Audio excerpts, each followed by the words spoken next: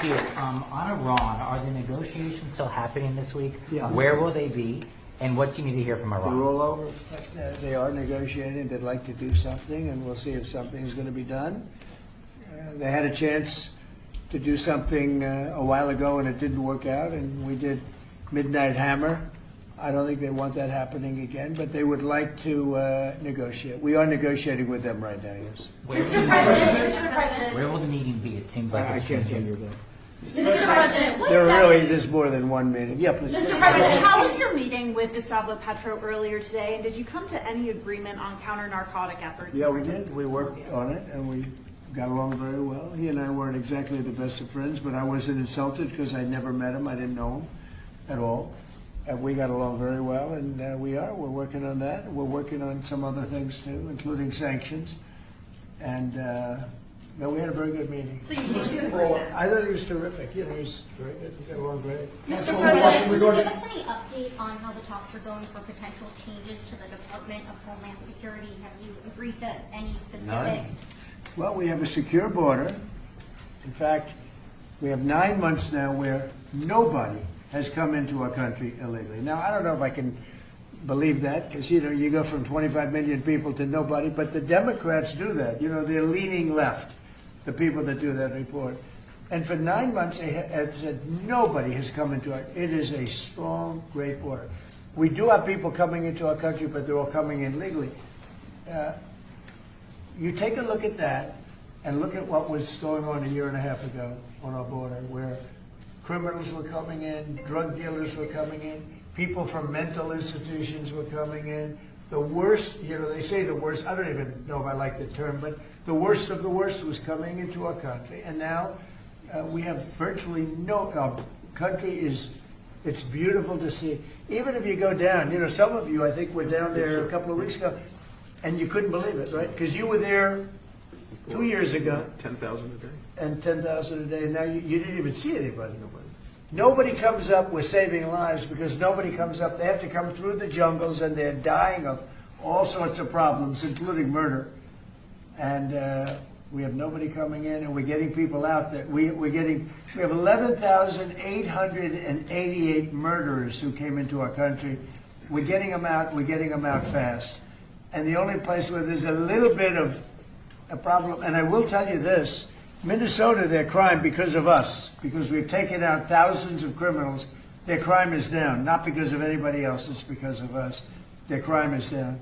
But all over the country, wherever we're involved, we're getting criminals out of our country, and the crime rate now is the lowest it's been since 1900. That's 125 years.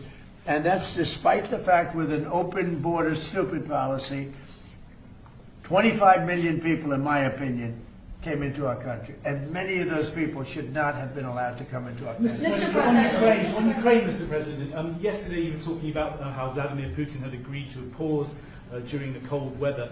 Overnight, those attacks have started up again. Apparently the worst. It was Sunday to Sunday, and it opened up, and he hit him hard last night. No, he agreed. He kept his word on that. It's a lot. 1 week is, we'll take anything because it's really, really cold over there. But it was on Sunday, and he went from Sunday to Sunday. Are you disappointed he didn't go further or go I longer? would like him to. I want him to end the war. I spoke to him. I want him to end the war. Mr. President, thank you for taking our questions. What exactly did you mean when you said that you should nationalize elections, and which 15 states are you I talking want about? to see elections be honest. And if a state can't run an election, I think the people behind me should do something about it. Because, if you think about it, a state is an agent for the federal government in elections. I don't know why the federal government doesn't do them anyway.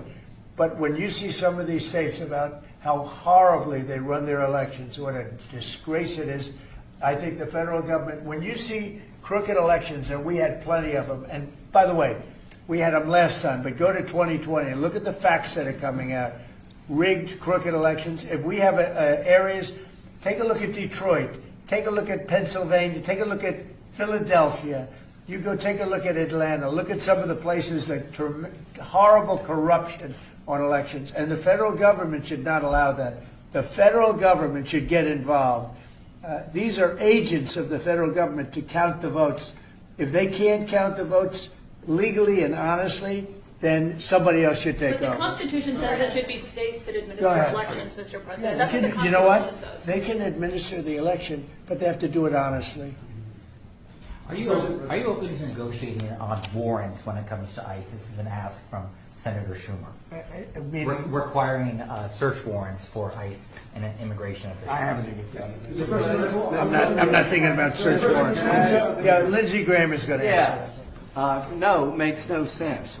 If we have to get a search warrant to get 15 million people out, Schumer's telling me he doesn't want them out.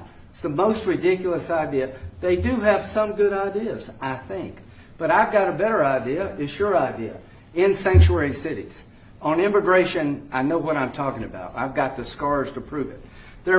Y'all are playing like Biden didn't exist. Y'all won't tell the American people about Lake and Riley.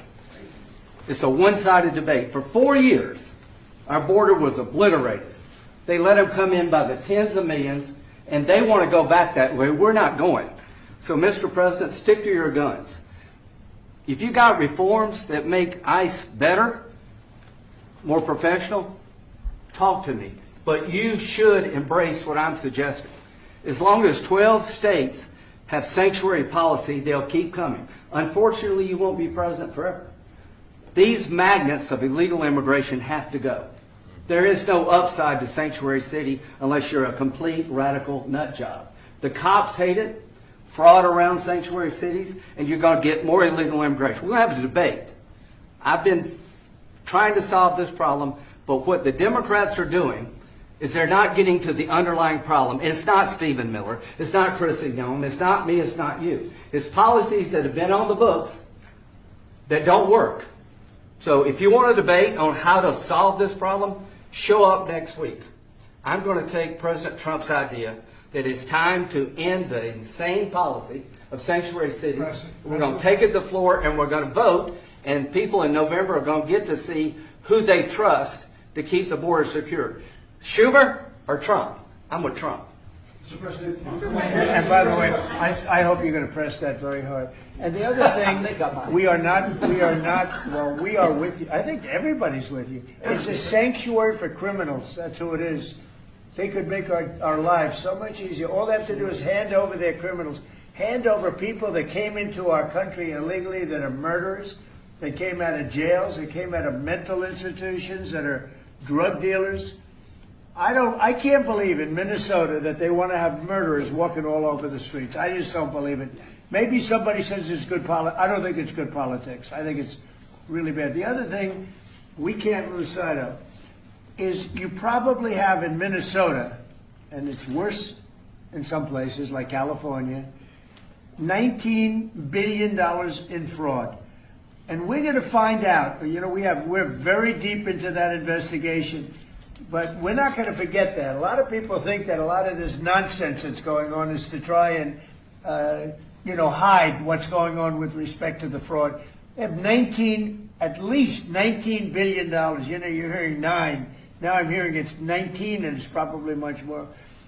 So it's they talk about incompetence. I think it's not incompetence. I think it's just pure fraud. These are dishonest people. They're bad people. I think they hate our country, and we're going to get to the bottom of it. But don't let this hide the fact that you have tremendous fraud. And, if we find the fraud in this country, you'll have a balanced budget without even cutting anything. You'll literally have a balanced budget. Yeah, please. Mr. President, in Colombia, are you planning to work with President Petro to fight guerrilla groups and terrorist organizations in Venezuela? Well, they want me to do that, and we will. We're getting along very well in Venezuela with the leadership.